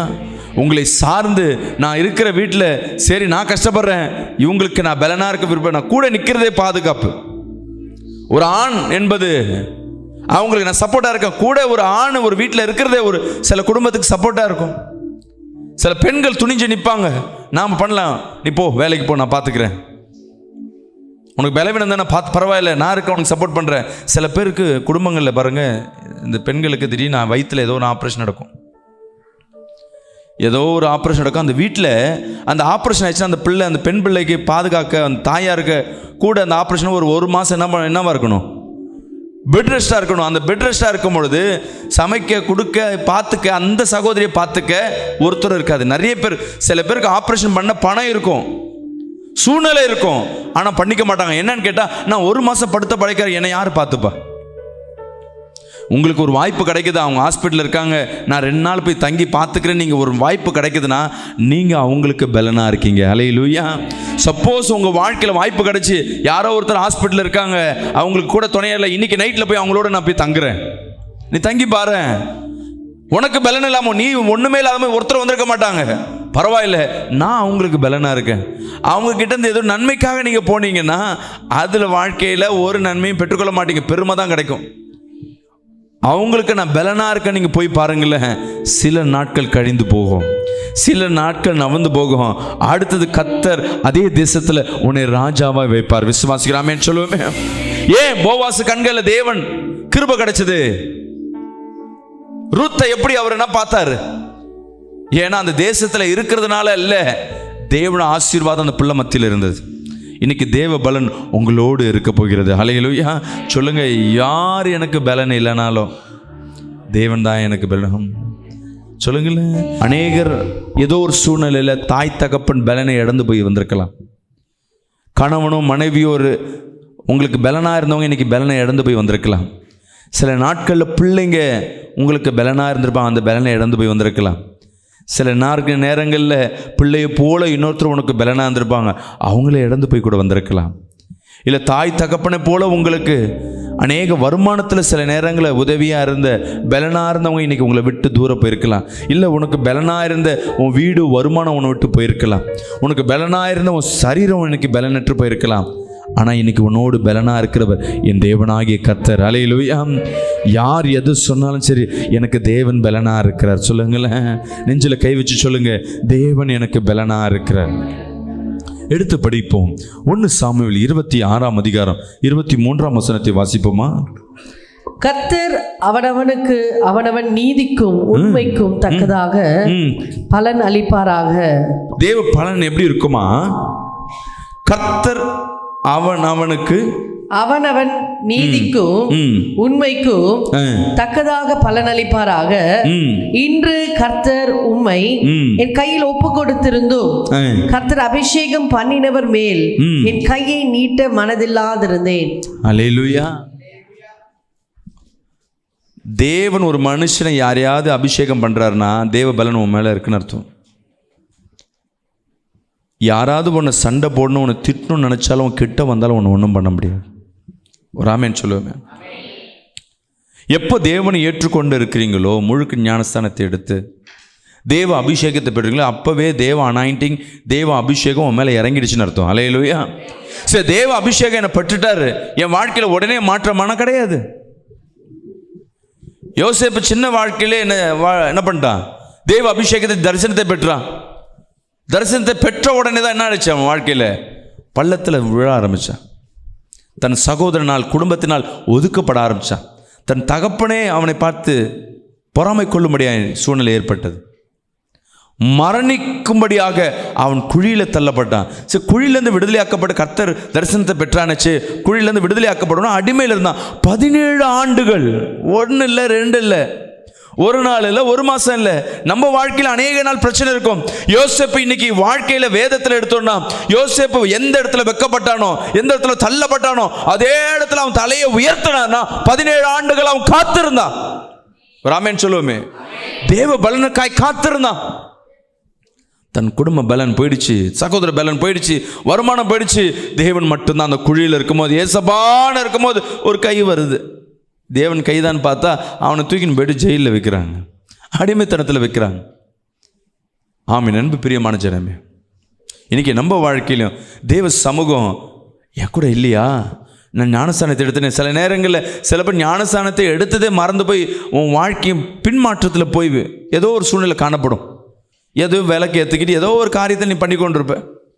நீ அபிஷேகிக்கப்பட்ட பிள்ளை. சில குடும்பங்களை ஞானஸ்தானத்தை பெற்று திருமணத்துக்காக இந்துஸில் போய் என்ன பண்ணுவோம்? திருப்பியும் போய், இல்லை பாஸ்டர், அவங்க வீட்டில் ஒத்துக்கலை. லவ் பண்ணது யாரு? சில பேர் பெற்றோர் நெருக்கம் படுவாங்க. சில பேர் நீயே போய் என்ன பண்ணுவ? அந்த வாழ்க்கையில் விழுவ. சரி, தேவ அபிஷேகப்பட்டதாவது இந்த காரியத்தில் செய்யணும் அப்போலாம் தெரியாது. அந்த வாலிப வயசில் என்ன பண்ணுறோன்னு தெரியாது, பாவத்தை செஞ்சிடுவோம். நம்ம வாழ்க்கையில் முன்னுக்கு வரணும். தேவனால் அபிஷேகிக்கப்பட்ட பிள்ளை நீ. உன் வாழ்க்கையில் 4 நாள் டவுனில் இருக்கா, 4 நாள் முன்னேற்றம் தான் இருக்கும். யோசேப்பு வாழ்க்கை சிறைச்சாலை வாழ்க்கை தான், அடிமைத்தனம் தான். ஆனால் அங்கே 100க்கு அதிபதியாக அவனை வைத்திருந்தார். விசுவாசிக்கிறாமேன்னு சொல்லுவோமே. ஆலோசனை அநேகருக்கு ஆலோசனை கொடுக்கும்படியாக ஆலோசகர் தலைவராக வைத்திருந்தார். ஏன்? அடிமை தானே, அவனுக்கு ஞானத்தை கொடுத்தார். சிறைச்சாலை வாசலில் இருக்கும்போது தேவன் அவனோடு இருந்தார். தேவ பலன் பாருங்க. அதிகாரி கண்களை தயவு கிடைக்கும்படியாக, ஏன்னா தேவன் அவனோடு இருந்தார். ஆனால் அவன் வாழ்க்கை வெளியேந்து பார்க்குறவங்க நினைப்பாங்க, ஏய் நீ ஞானஸ்தானம் எடுத்தது தானே, சபைக்கு வந்தது தானே, என்ன ஜெயிலில் இருக்க, இன்னும் குழியில் போய் விட்ட, இன்னும் குடும்பத்தெல்லாம் விட்டு தனியாக நிற்கிற, எல்லாத்தையும் இழந்து போய் தனியாக நிற்கிற, நீ ஞானஸ்தானத்தை எடுத்தியா, நீ சபைக்கு போறியா, இன்னும் என்ன உன் வாழ்க்கையில் எல்லாம் கேட்கும் போது, ஓ ஆமாம், இல்லை நம்ம எதுவும் தப்பு பண்ணுறோம்ல. அல்லேலூயா. ஒருத்தர் வீட்டில் உடம்பு சரியில்லாமல் போகுது, ஒரு கணவனுக்கு. அவர் என்ன சபைக்கெல்லாம் வருதில்லை, சரியா? உடனே அந்த சகோதரியை பார்த்து சொல்கிறாரு, நீ சபைக்கு போகிறல்ல, நீ சபைக்கு போகிறதுனால தான் எனக்கு இது மாதிரி ஆகுது. உண்மையாக ஏசப்பா உன் கூட இருக்கிற, எனக்கே உடம்பு சரியில்லாமல் போகுது. யார் கேட்குறா சொல்லுங்களேன்? சபைக்கு போகாதவர் கேட்குறாரு. நீ சபைக்கு போகிறல்ல, ஜெபம் பண்ணுறல்ல, நான் ஏன் இன்னைக்கு சீரியஸாக பண்ணேன்? நீ சபைக்கு போய் அங்கே ஏதோ பிசாசு கிசாசு தூக்கிட்டு என்ன பண்ணுற? இங்கே வரதுனால தான் எனக்கு உடம்பு சரியில்லாமல் போகுது. இந்த வார்த்தையை கேட்ட சகோதரி, ஃபஸ்ட்டு நான் ஊழியம் பண்ணுறதுனால ஒரு சமயம் ஏதாவது பிரச்சனை இருக்குமோ, பிசாசு ஊழியம் பண்ணக்கூடாதுன்னு எங்கள் வீட்டுக்காரர் ஏதோ தொடுறாரு. யோசிக்குது பாருங்கள். பிசாசு அவனை தொட்டு, அவர் இவரை தொட்டு, இவங்க காரியம் சபைக்கு வருதுனால பிரச்சனையோ இல்லை. எல்லாரும் கேட்குறாங்க, பாஸ்டர் நீ சபைக்கு போய் என்ன மாறிட்ட, நீ ஊழியம் செஞ்சு என்ன பண்ணிட்ட? அதே பிரச்சனை தானே, இன்னும் பெரிய பிரச்சனை தானே. தேவ அபிஷேகம் ஒரு மேலே இருக்குன்னா அது ஒரு நாள் வெளிப்படும். அது வரையும் அவனை பிடிச்சி நசுக்கி ஒன்றும் இல்லாமல் கூட ஆக்கிடும். ஆனால் அது மத்தியிலும் நீ தேவ பலத்தை மட்டுமே சார்ந்திருக்கிறாயா? தேவன் யாருக்கு அதிகமாக பலம் கொடுப்பாருன்னா, நெருக்கத்தின் மத்தியில் நீ யாரை தேடுற?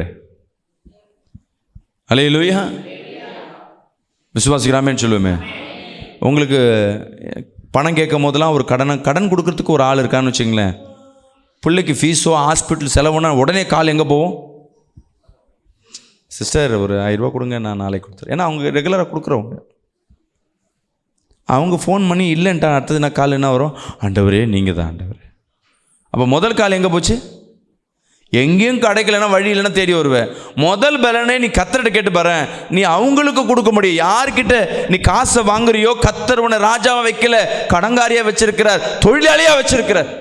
நீ 100 ரூபாய் இன்னொருத்தருக்கு கொடுக்க முடியா, நீ கேட்டு பாரு. ஆண்டவரே அவர்களுக்கு அவன் கடன் கொடுக்குற அளவுக்கு பணம் வச்சிருக்கிறான், அவன் கல்லு மண்ணும் வணங்குறான், நான் ஜீவனுள்ள தேவனை வணங்குறேன், ஒரு நாள் அவனுக்கு நான் கடன் கொடுக்கணும். நீ கேட்டு பாரு. யாரும் கேட்க மாட்டோம்.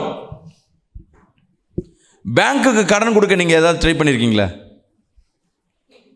சிரிக்கிறீங்க. பேங்க்குக்கெலாம் நம்ம எப்படி பாஸ்டர் கொடுக்குறீங்க? நீ ஃபிக்ஸட் டெபாசிட்டில் போடுறீங்கன்னா பேங்க்குக்கு கடன் கொடுக்குறீங்கன்னு அர்த்தம். ஒரு கரங்களை தட்டி ஒரு ஆமேன்னு சொல்லுவோமே. நான் 1 லட்ச ரூபா ஃபிக்ஸட் டெபாசிட்டில் போட்டிருக்கேன்னா என்ன அர்த்தம்? பேங்க்குக்கு கடன் கொடுக்குறேன். நான் எப்பொழுதும் என் பேங்க்கில் ஒரு 10,000 ரூபாய் என் அக்கௌண்ட்டில் இருக்குன்னு சொல்கிறீங்களே, நீ பேங்க்குக்கு கடன் கொடுத்து வச்சிருக்கிற. அல்லேலூயா. உன் பணத்தை அவன் வட்டி விட்டு சாப்பிடுவான், நீ வட்டி இல்லாமல் வைக்கிற. அப்போ யார் பணக்காரு? ஒரு ஆமேன்னு சொல்லுவோமே. எண்ணங்களை யோசி பாருங்க. நான் வாங்குற இடத்துல இல்லை, கொடுக்குற இடத்துல வைங்க ஆண்டவரே. நீ கேள, கத்தர் இன்னைக்கு இல்லை நாளைக்கு இல்லை, சில வருடங்கள் கடந்து போகும், அப்போ உனக்கு கொடுக்க முடியா, கத்தர் பலனை கொடுப்பார். விசுவாசிக்கிறாமேன்னு சொல்லுவோமே. அப்போ தேவ அபிஷேகம் எப்போ நீ ஞானஸ்தானத்தை பெறுறியோ அந்த அபிஷேகத்தை பெற்றுட்ட. கத்தர் அவனுக்கு படிமா 26, 23 படிங்க. 1 சாமுவேல். அப்பொழுது கர்த்தர் அவனவனுக்கு அவனவன் நீதிக்கும் உண்மைக்கும் தக்கதாக பலன் அளிப்பாராக. இன்று கர்த்தர் உம்மை என் கையில் ஒப்பு கொடுத்திருந்தும், இன்று உம்மை என் கைகளில் ஒப்பு கொடுத்திருந்தும், கர்த்தர் அபிஷேகம் பண்ணினவர் மேல் என் கையை நீட்ட மனதில்லாதிருந்தேன். அல்லேலூயா. கர்த்தர் ஒருத்தர் மேல் அபிஷேகம் பண்ணியிருக்கிறாருன்னா பிசாசு தொடுறதுக்கு யோசிக்க ஆரம்பிச்சிருவான். ஏன்? சும்மா இருக்கிற விட நான் தொட்டனா அவன் பெரிய ஆள் ஆகிடுவான். அல்லேலூயா. விசுவாசிக்கிறாமேன்னு சொல்லுவோமே. அரசியல்வாதி எல்லாருக்கிட்டையும் பிரச்சனை பண்ண மாட்டான். ஒரு நடிகர்கிட்ட போய் பிரச்சனையே பண்ண மாட்டான். ஒரு ஏரியாவில் முக்கியமான இருக்குன்னா அவன்கிட்ட போய் பிரச்சனை பண்ண மாட்டான். ஏன்னா அவனை போய் தொட்டனா அவன் பெரிய ஆள் ஆகிடுவான். அல்லேலூயா. இந்த விஜய் படம்லாம் ஏன் ஹிட் ஆகுது சொல்லுங்கள் பார்க்கலாம்? சும்மா இல்லாமல் பணம் வரும்போது ஒரு பிரச்சனை வரும். அதில் இப்படி பேசிட்டானா அப்படி பேசிட்டானான்னு அந்த படத்தை தடை பண்ணுற மாதிரி இவங்களே கிரியேட் பண்ணுவாங்க. கட்சிக்காரன் ஒன்றுமே பண்ணியிருக்க மாட்டான். இவங்களும் என்ன பண்ணுவாங்க, அதில் என்ன அப்படி பேசிட்டான், அதில் என்ன பேசிட்டான்னு அதில் போய் பார்க்க அந்த படம் ஹிட் ஆகிடும். ஆனால் அந்த படத்தில் ஏதாவது இருக்குமான்னு கேட்டால், இந்த கிரியேட் பண்ணுறது யாருன்னா சும்மா அதனால பண்ணுவாங்க, அவங்களாம் தொடவே மாட்டாங்க. நீயே போயிட்டு நீயே தான் பண்ணிக்கோ, இவங்களே பிரச்சனையை கிரியேட் பண்ணுவாங்க. ஆமீன். அன்பு பிரியமான ஜனமே, தேவன் உன்னை அபிஷேகப்படுத்திருக்கிறாருன்னா பிசாசு உன்னை தொட்டானா நீ தான் ஆசீர்வதிக்கப்படுவ. அல்லேலூயா. தேவனுடைய பிள்ளைய தேவன் எவனாவது சத்து தொட்டானா தேவன் என்ன பண்ணிருப்பாரு, சான்ஸ் கிடைக்கும். அந்த டைம்ல உன் தலையை நான் உயர்த்துவேன், விசுவாசிக்கிறாமேன்னு சொல்லுவேன். உயர்த்தும் பொழுது உனக்கு எதிர்ப்பாய் நின்றவன்லாம் உன் காலு கீழே. விசுவாசிக்கிற கரங்களை தட்டி வராமேன்னு சொல்லுவேன். இப்போ தேவனால் அபிஷேகிக்கப்பட்ட இருக்கேன்னா, இன்னைக்கு தோல்வி இருக்குன்னா கவலைப்படாத, நான் தேவனை சார்ந்து இருக்கிறேன். எந்தெந்த இடத்துல தோல்வி படுறியோ அதே இடத்துல உன் தலையை உயர்த்துவார். எங்கெங்க வைக்கப்படுறியோ அதே இடத்துல உன் தலையை கனப்படுத்துவார். ஆமென் சொல்லுவேன். காத்திருங்க. நீங்க பெற்ற அபிஷேகம் சும்மா கிடையாது. தாவீது அபிஷேகம் பெற்றான், ஆனாலும் ஆடு மேய்ச்சிட்டு இருந்தான்.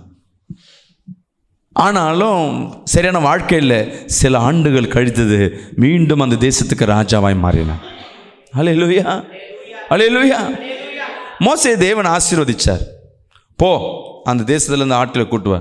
சொன்ன உடனே கூட்டு வந்துட்டாரா? போயிட்டு எல்லாம் கிளம்பா ஏசவா சொல்லிட்டாருன்னு காத்திருந்தான். பல ஆண்டுகள் காத்திருந்தான். அநேக உபத்திரங்கள் வந்தது, அநேக நெருக்கங்கள் வந்தது, அப்பையும் காத்திருந்தான். சில நாட்கள் கழிந்த பிறகுதான் தேவன் சொன்ன கட்டளை அவன் வாழ்க்கையில் நிறைவேறப்பட்டு அவன் ஜனங்களை மீட்டெடுக்கும்படியாக கர்த்தர் கிருபை கொடுத்தார். அல்லேலூயா. ஆபிரகாமை தேவன் ஆசீர்வதிச்சார். குழந்தை கொடுப்பேன்னு கேட்டவனு கொடுத்துட்டாரா? பல ஆண்டுகளை காத்திருந்து அவன் கேட்டதை கேளாததையும் கர்த்தர் கொடுத்தார். விசுவாசிக்கிறாமே சொல்லுவேன்.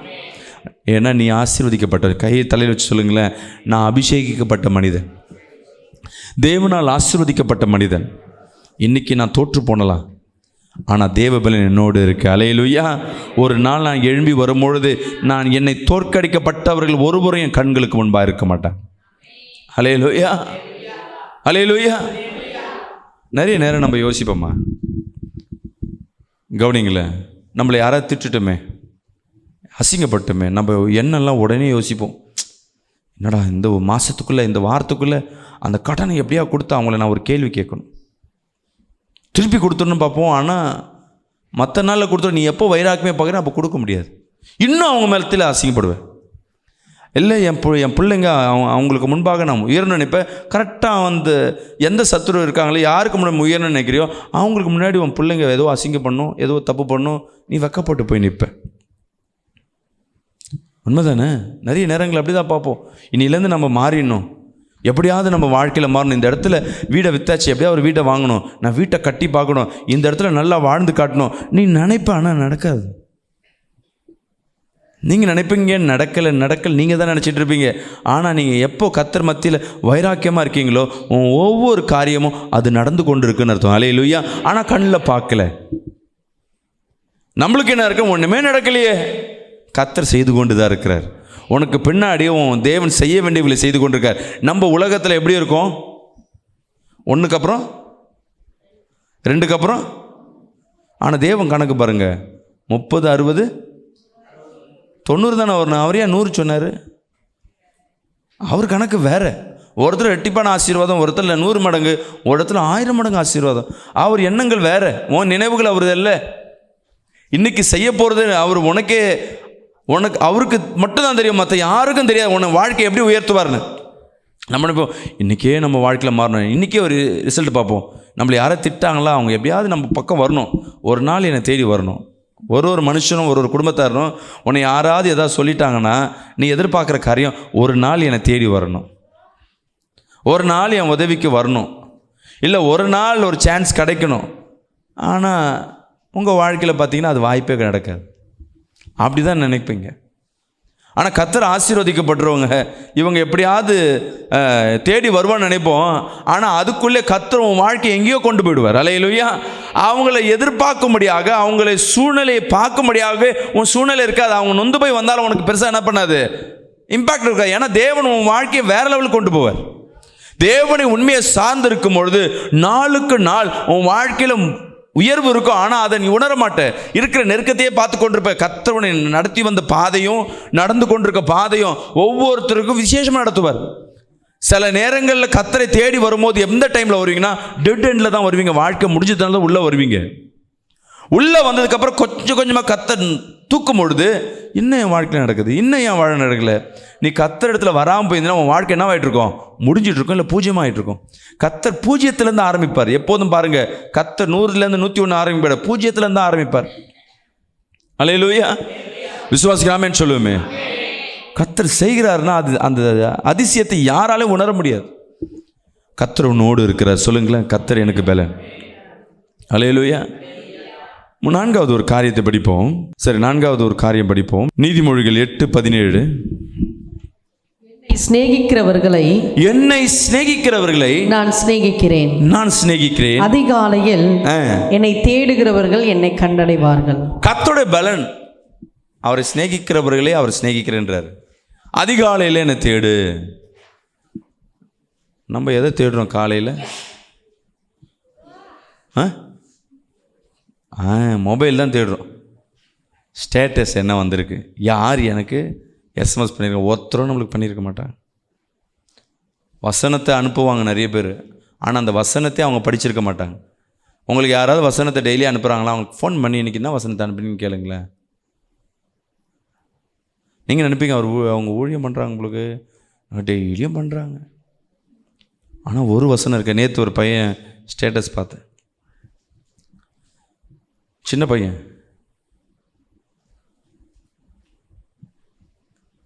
மாலை ஜெபம், அவனே பாஸ்டர்னு அவனே சொல்லிக்கிட்டு அவனே போட்டுனுக்கிறான் யூடியூப்லேயும் இதுலேயும். அவன் வாழ்க்கை பார்த்தீங்கன்னா ஸ்கூல்லேயும் பிரச்சனை, ஏரியாலேயும் பிரச்சனை, போகிற இடத்துலலாம் ஏதோ ஒரு பிரச்சனை பண்ணிட்டு வரான். ஆனால் அவன் என்ன பண்ணி கொண்டு இருக்கான்? தேவன் பேர் சொல்லிக்கிட்டு பார்க்குறவங்களுக்கு என்ன இருக்கும்ப்பா, ஏசப்பா பேரெல்லாம் சொல்கிறான்ப்பா. நம்ம பிள்ளைங்க பாரு, சில பிள்ளைங்கள்லாம் பார்த்தீங்கன்னா வீட்டில் நம்ம பிள்ளைங்க பண்ணும் தவிர கெட்ட பிள்ளைங்க இருக்காது. சில பேர் ஆலயத்துக்கு போகிறத பார்த்துட்டு நீங்கள் ஏமாறுவீங்க, இந்த பிள்ளை ஆலயத்துக்கு நல்ல பிள்ளையாக இருக்கணும். ஆலயத்துக்கு போகிற நம்மளும் நல்லவங்க கிடையாது, வீட்டில் போகாதவங்களும் கெட்டவங்க கிடையாது. எந்த சூழ்நிலையும் தேவனை சார்ந்து இருக்கிறேன், தேடி வருகிறியா? நான் நீங்கள் யாராவது உங்களுக்கு வசனம் அனுப்புகிறாங்களோ அவங்க ஃபோன் பண்ணி கேளுங்களேன், ஐயா இன்றைக்கி என்ன வசனம் அனுப்பிச்சிங்க ஏன் கேளுங்களேன், இருங்க பார்த்து சொல்கிறேன்னு சொல்லுவார். ஏன்னா அவங்க வர்றது அப்படியே ஃபார்வர்ட் பண்ணுறது தான் தவிர கர்த்தருடைய வசனத்தை வெளியே சொல்கிறது அல்ல.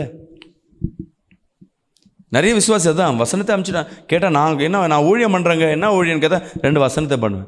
ஃபஸ்ட்டு நான் கிராம ஊழியெல்லாம் போவேன், எங்கள் சபையில் போவேன். ஆனால் வீட்டில் பார்த்தீங்கன்னா என்ன பண்ண மாட்டாங்க, ஒரு ஜபம் இருக்காது, ஒன்றும் இருக்காது. வீட்டில் அநேக பிரச்சனை இருக்கும், அவங்கள பார்த்தாவே அந்த குடும்பத்தில் எதிரியாக இருப்பாங்க. ஆனால் பேர் என்ன? நான் ஊழியம் செய்கிறேன். ஊழியம் செய்கிறது முக்கியம் இல்லை. ஊழியம் செய்கிறேன்னா உன்னால் ஒருத்தர் பரலோகத்துக்கு போகணும். உன்னுடைய நடவடிக்கையினால், நீ கொடுக்குற ட்ராக்ஸ்னால் தேவையில்லைம்மா, உன் நடவடிக்கையினால் ஒருத்தர் சர்ச்சுக்கு வர்றது, ஒருத்தர் வாழ்க்கையில் நீ மாற்றத்தை உண்டு பண்ணுறேன்னு அர்த்தம். அல்லேலூயா. சும்மா சர்ச்சுக்கு உன் நண்பனை எடுத்துகிட்டு வந்து உட்கார வைங்களேன், நீங்கள் செய்கிற காரியம் சும்மா தான் இருக்கும். அவங்க வாழ்க்கையில் ஒரே நாளில் அற்புதம் பார்ப்பீங்களோ பார்க்க மாட்டீங்களோ, அன்றைக்கி கர்த்தர் அந்த சகோதரனை தொட்டுட்டாருன்னு அர்த்தம். அல்லேலூயா. நமக்கே தெரியாது, ஒரு 5-6 வருஷம் கழிச்சு அவங்க வாழ்க்கையில் ஒரு மாற்றம் ஏற்படும். அதற்கு காரணம் யாருன்னா, நீங்கள் கொண்டு வந்தீங்க பார்த்தீங்களா ஒருத்தரை, உங்களால் அவங்க ஆசீர்வதிக்கப்பட்டிருப்பாங்க. அல்லேலூயா. அவங்க நினைப்பாங்க இந்த பாஸ்டர் ஜெபம் பண்ணுறதுலாம் 2வது, கொண்டு வந்த உங்களுக்கு தான் தேவன் பரலோகத்தில் ஒரு இடத்த வைத்திருப்பார். அல்லேலூயா. விசுவாசிக்கலாமேன்னு சொல்லுவோமே.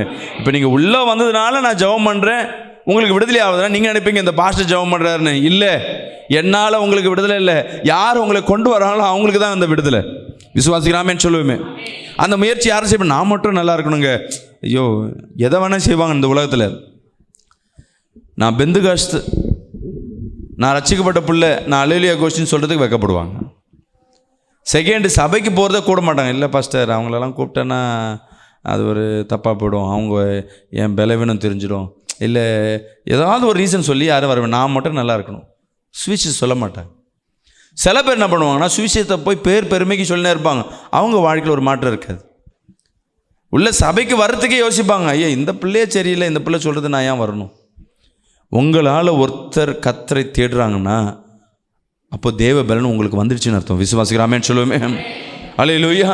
உங்களால் ஒரு வாழ்க்கையில் ஒருத்தர் விடுதலை கிடைக்குதுன்னா அது தேவ பலன்.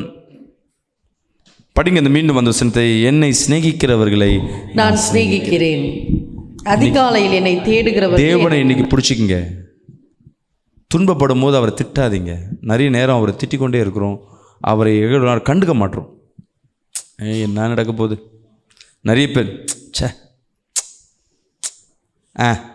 இந்த வார்த்தையை பேசிக்கிட்டு சபைக்கு ஆனால் உள்ளே தான் உட்காந்துருப்போம். ஜபதான் பண்ண இருப்பான், ஆனால் நெகட்டிவான திங்கிங் இருக்கும், என்னத்தை செஞ்சிடுவார். ஆனால் சில பேர் சாட்சி கொடுத்துனே இருப்பான், நான் சபைக்கு வந்த மாற்றம் இருக்குது. ஆனால் பல ஆண்டுகளாக இருப்பான், உன் வாழ்க்கையில் ஒரு மாற்றம் இருக்காது. ஏன்னா தேவனை நீ என்ன பண்ணுறதில்ல, ஸ்நேகிக்கிறதில்ல, தேடுறதில்லை. எது நடந்தாலும் சரி, அதிகாலையில் என்னை தேடுகிறவன். உங்கள் வாழ்க்கையில் உங்களுக்கு பலன் வேணுமா, தேவனை தேடி போங்க. காலையில் இன்றைக்கி வேலையை ஆரம்பிக்கிறீங்களா, குடும்பத்தை பிஸ்னஸ் ஆரம்பிக்கிறீங்களா, தேவனிடத்தில் ஒரு 5 நிமிஷம் ஜெபம் பண்ணிட்டு போங்க. எவ்வளோ பிரச்சனையாக இருந்தாலும் மாறி போகும். தேவனால் அபிஷேகிக்கப்பட்டவன் உன்னை அடிக்கணும்னு வந்தாலும் கிட்ட வந்தோடனே அவன் எண்ணங்கள் மாறும். ஹல்லேலூயா. ஏசப்பாவை கொடுமைப்படுத்த சொல்லி பயங்கர உத்தரவு தெரியுங்களா, ஆனால் அடிக்கிறவன் கண்களில் இரக்கம் கிடைச்சது. வசனம் சொல்லுது. ஏன்னா நீ அபிஷேகிக்கப்பட்டவன். உன்னை திட்டணும்னு ஒருத்தர் வருவான், உன் வேலை செய்கிற இடத்துல உன்னை திட்டணும்னு வருவான், உன் மூஞ்சை பார்த்தன்னு திட்டுறதை விட்டுருவாங்க. 2-10 திட்டு வரும், வேலையை விட்டு தூக்கணும்னு வருவாங்க சில பேர். 2 வார்த்தை பேசிட்டு 3ஆவது வார்த்தை அவன் ரிட்டர்ன் போயிடுவாங்க. ஏன்னா நீ அபிஷேகிக்கப்பட்ட பிள்ளை. விசுவாசிக்கிறாமேன்னு சொல்லுவேமே, சொல்லுங்களேன், நான் அபிஷேகிக்கப்பட்ட பிள்ளை. ஆமே. அன்பு பிரியமான ஜனமே, இன்றைக்கி வந்திருக்க ஒவ்வொருத்தர் மத்தியில் கர்த்தரோட பலன் இருக்க போகிறார். யாரும் இல்லை என் வாழ்க்கையில் ஏன் இப்படி நடந்ததுன்னு கவலைப்படாதீங்க. இன்றைக்கி நான் தேவனை சார்ந்திருக்கிறேன். ஹல்லேலூயா. தேவன் எனக்கு பலனாக இருக்கிறார். தேவன் எனக்கு கொடுத்த அந்த வாய்ப்பை நான் பயன்படுத்த போகிறேன். சொல்லுங்களேன், இந்த நெருக்கத்தின் மத்தியிலும் நல்லா எப்படியோ இருந்திருப்பேன், இன்றைக்கி ஒன்றும் இல்லாமல் எங்கேயோ பிஸ்னஸ் பண்ணியிருந்திருப்பேன், நல்லா அநேகருக்கு வேலை கொடுத்துருந்துருப்பேன். இன்றைக்கி நான் எங்கேயோ போய் வேலை செய்கிற சூழ்நிலை இருக்கும். பரவாயில்லை, இந்த காலத்தை இந்த நேரத்தை என் தேவன் அனுமதித்திருக்கிறார். ஹல்லேலூயா. இதில் நான் என்ன பண்ண போகிறேன், மற்றவங்களுக்கு பலனாக இருக்க போகிறேன். சொல்லுங்களேன், நான் பலனற்று போயிருக்கலாம், என்னோடு கர்த்தர் இருக்கிறார். நான் மற்றவங்களுக்கு பலனாக இருக்க. இன்றைக்கி யோசிச்சு பாருங்களேன், உங்கள் வாழ்க்கையில் இன்றைக்கி பெரிய ஒரு மாற்றத்தை பார்க்க போகிறீங்க. அநேக துன்பத்தோடு அநேக கண்ணீரோடு இன்றைக்கி வந்திருக்கலாம். என் தேவனாகி கர்த்தர் இன்றைக்கி உன்னோடு பேசி கொண்டிருக்கிற, ஒவ்வொரு இருதயத்தில் பேசி கொண்டிருக்கிற. அநேகரோட பலனை இழந்து போயிருக்கலாம், நீ நம்பி நம்பி ஏமாந்திருக்கலாம். இன்னைக்கு நடக்கும், நாளைக்கு நடக்கும், உன் நம்பிக்கை எல்லாம் வீணாய் போயிருக்கலாம். இன்னைக்கு தேவன் உனக்கு பலனா இருக்கிறார். அப்படி எழுந்து நிற்போமா?